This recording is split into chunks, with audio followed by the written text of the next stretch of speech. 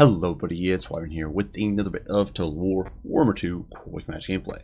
This time around we are on the Shifting Isles playing as the forces of the Dark Elves against the forces of Chaos.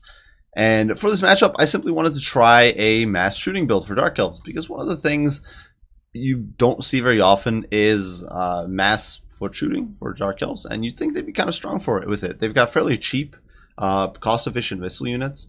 They can definitely lay down the hurt on their enemies, and they're relatively mobile. They're basically like Empire handguns, obviously with less missile speed, which is a little bit of an issue, but against most targets it doesn't necessarily matter. So I figured let's give it a shot. It's something you don't see too often. It might be fun to try out. So for my lord here, I am rolling with the Dreadlord with the sword and crossbow. He's mounted on a dragon, so basically a solid melee combatant, and he does have quite the lineup of abilities. He's got the Guiding Eye, which grants all nearby allies more AP missile damage. At the moment, I think it only really affects him, but potentially if I'm positioned over my infantry, I can get some more damage. Foe Seeker, he does have a Loose, which grants all nearby allies plus 10 reload skill. Definitely a bit nifty, makes your boys shoot just a little bit faster. See, it actually bumps the Shade's rate of fire up to, I think, 8-second missile reload time, so that's pretty nuts. And then finally we do have the Volley of Dark Arrows, which is a magic missile spell that can do quite a bit of damage. Definitely not weak. And on his dragon he can obviously drop into combat, do quite a bit of hurt, and otherwise stand off from a distance and poke away at enemies from on high. For the front line, or I suppose alongside that, we do have a Sorceress of Fire. Not much can be said for her. She's, I think, decent, just all around. Fire's always a decent lore. We've got Fireball, we do have Cascading Fire Cloak, as well as Piercing Bolts of Burning, and of course we do have the Dark Star Cloak to generate more Winds of Magic. Finally, Kindle Flame, of course, to give us ourselves some extra damage output. Front line is composed entirely of the Dread Spears because they're cheap, they're cheerful, there's not much to be said for them. They'll hold reasonably well against cavalry, they'll hold reasonably well against infantry. Obviously they won't win any beauty contests against something like Chaos Warriors, but they'll definitely buy me time for my Dark Shards and my Shades to do work. My second line, 2 units of normal Dark Shards, as well as the Regiment of Renowned Bolt Fiends. So these guys, unit that's kind of expensive, but I really wanted to give them a shot. I figured against Chaos with their silver shields, having that armor, that shield breaker effect is going to be very, very useful, because you can basically halve their shield block almost, which is pretty impressive. You drop them from silver to bronze. And finally, in the back, we do have 2 units of Cold One Knights. So these guys are there to provide extra support and sort of help zone away my opponent's large units, or perhaps rear charge if the opportunity presents itself. Now for my opponent here, he did decide to roll with Sartorial, the Ever Chicken, so he's going to be camping in the back here. Not much to be said for him. He didn't bring Final Transmutation, which is a little surprising, though, in this matchup. Not necessarily the worst idea. He's got Glittering Robe, which I don't think is really worth it against Chaos, which has so much, or against Dark Elves, who has so much AP. Plague of Rust, very potent spell, of course, makes your non-AP much stronger. Searing Doom, very good against cheap, squishy chaff. And then Metal Shifting, so nice little buff when he's casting. He also does have a Scroll of Power, Scroll of Leeching, Arcane Conduit, as well as Standardized. So a whole bunch of crazy buffs and debuffs there. Definitely a solid spell selection, except Glittering Robe, which I think is kind of useless against Dark Elves.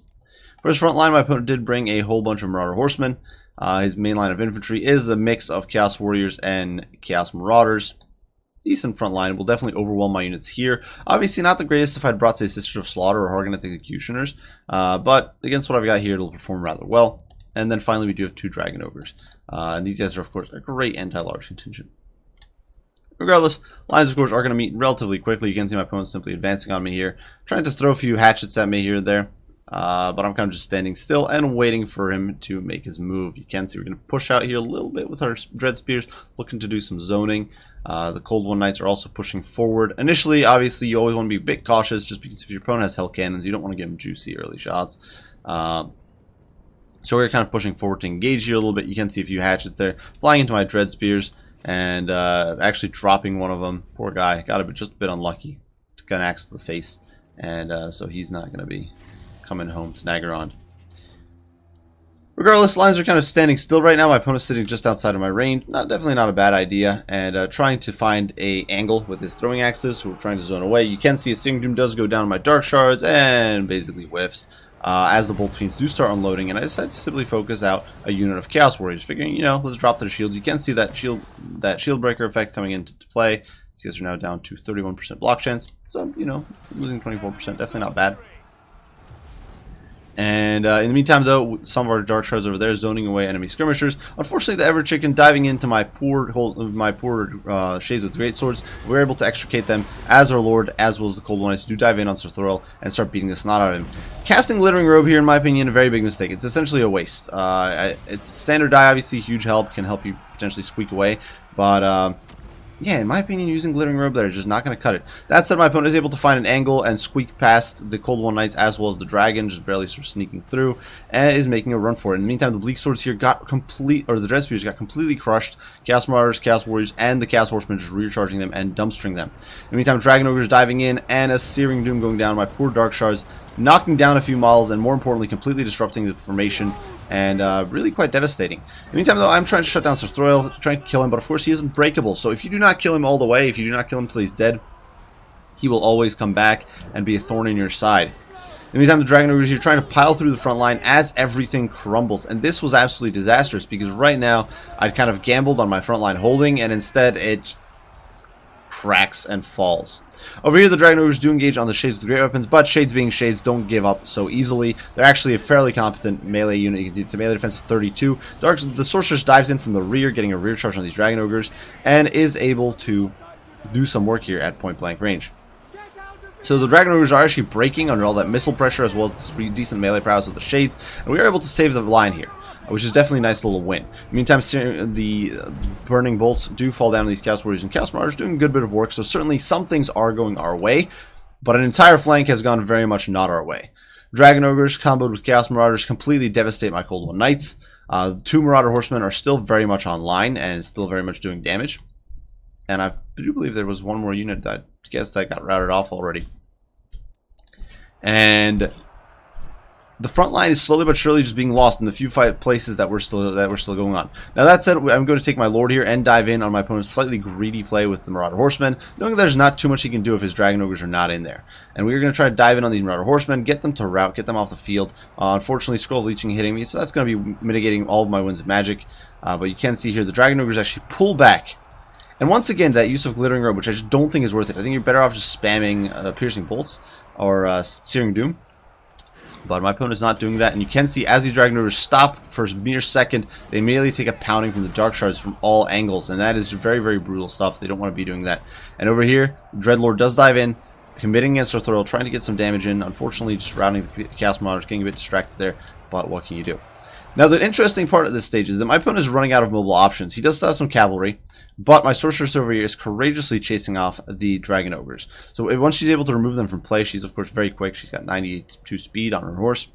Once these guys are removed from play, my opponent is down to just his horsemen, as well as his single unit of badly mauled Dragon Ogres for his mobile options, and that is suddenly a much worse position to be in, because previously when he had all that mobility, he had a lot of threats to shut down my shooting, but right now that's non-existent.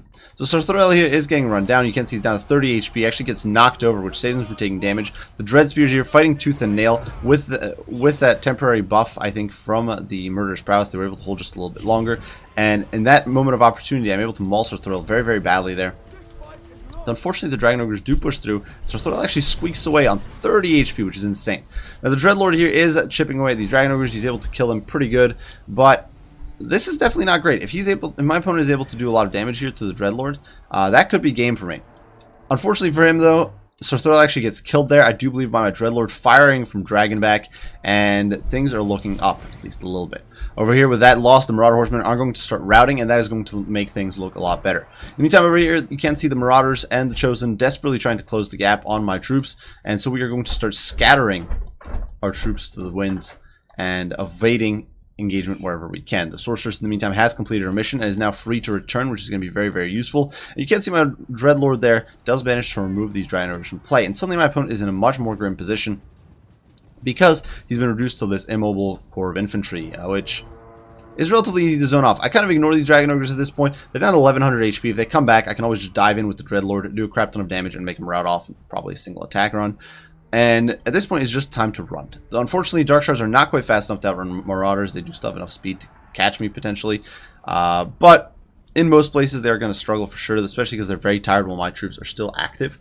So that is definitely a disadvantage. My opponent's been fighting this whole game, so he's in a grim spot. And this point is going to be a bit of an effort to isolate and slaughter these pockets of Chaos troops.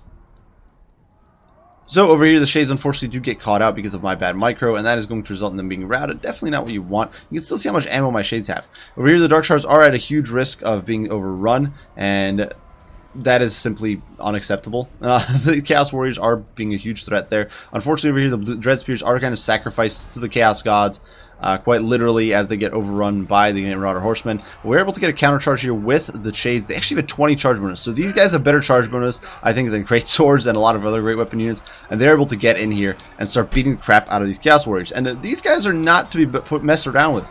Yes, they don't have the greatest melee HP pool, they don't have the greatest armor, but they do have very high melee stats. They've got 32 melee defense, 40 melee attack, plus a bonus versus infantry of, I do believe, 14, which is pretty insane.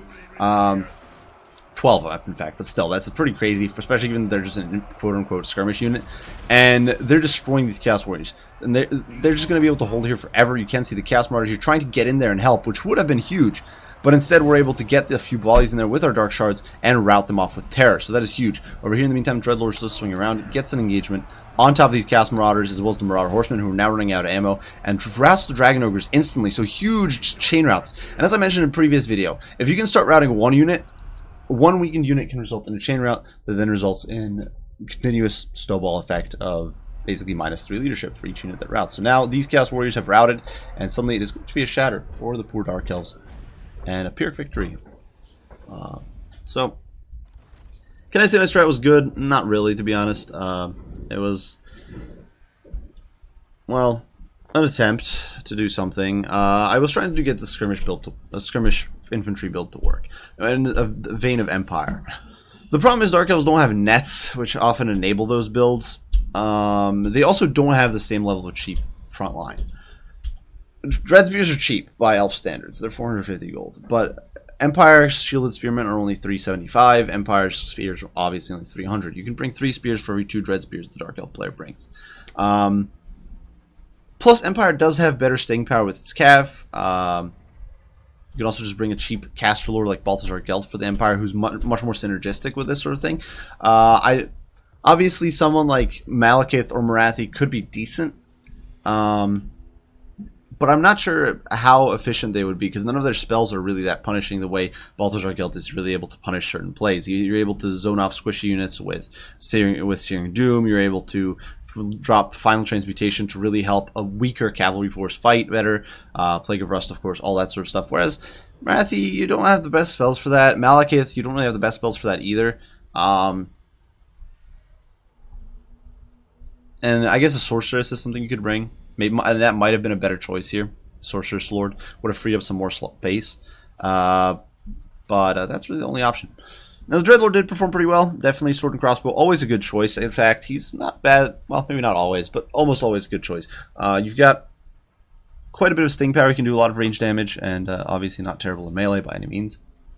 The Dread Spears, they did their job for most part. They tried. They did get overrun pretty badly on one flank, though, as you can see with these 5 kills here. And that almost turned into a disaster. Dark Shards, not so well. The Shades really ended up being MVPs because they were able to hold their ground against my opponent's Dragon Ogres, against my opponent's Chaos Warriors. 72 kills is just nuts. They actually gained a Chevron in that fight. Just closing the gap and butchering Chaos troops in foot combat, which is crazy. Shades are very, very solid in that sense. Unfortunately, just very expensive. But definitely should never be underestimated. And Cold One Knights, of course, doing some work as well. Obviously, not too many kills, but countering Dragon Ogres and Sarthorael is not going to net you many of those. For my opponent, I think better large unit preservation was key. He had that front line, I think, mostly in the bag early on. His Chaos Warriors just dumpstered my Marauders. He definitely outplayed me very heavily. I think he committed a unit of Dragon Ogres into a fight against Shades while supported by Sorceress and all of my other missiles, which I think was a mistake. He could have easily just ignored that, let those Shades keep firing, and then re-engaged at a later point once his front line had won. Because once his front line had buckled my front line, I would have been on the run with all of my shooting, and at that point those Dragon Ogres would have been free to engage very safely. The Marauder Horsemen could have run down my Dark Shards. Just leave the Shades for last. There'll be a single unit, or 2 units that you need to mop up at Curtain Call, and everything else can be run down. The other thing, Sarthorael getting thrown away, both dying as well as taking early damage, was, I think, a huge mistake. You really didn't need that. Could have easily waited until your army had properly engaged once again. Regardless, we'll play to Woodward here. I do hope you guys enjoyed the video. Hope you found it entertaining and fun. If you did, be sure to like, subscribe, and share. If you have any comments, any critique, any questions, any requests, be sure to leave them down in the comments, and I'll respond as soon as I can. I do thank you all for watching, and I will see you all in the next one. Wyvern out.